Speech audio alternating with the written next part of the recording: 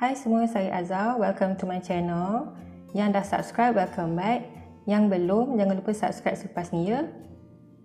Hari ni saya nak cuci tangga rumah saya. Rumah saya 3 tingkat, jadi ada banyak anak tangga, ada 8 semuanya. Saya nak cuci guna Paris Mist PS1600. Jangan lupa tonton hingga habis sebab saya nak share berapa banyak bateri yang tinggal selepas habis cuci semua anak tangga dekat rumah saya ni.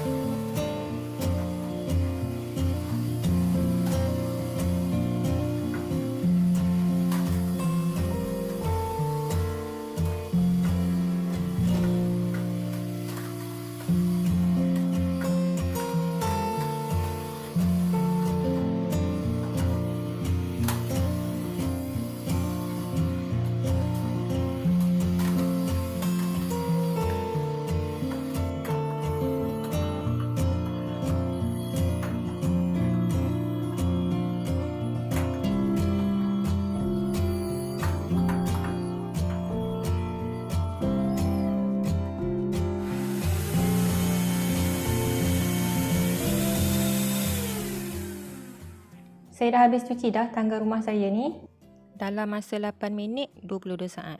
Bateri yang tinggal banyak lagi, boleh repeat lagi dengan menggunakan crevice tu pula. So, ini pula ialah habuk-habuk yang saya kutip tadi dekat tangga saja. Setakat ini sahaja video cuci-cuci challenge saya pada hari ini. Jangan lupa subscribe. Jumpa lagi.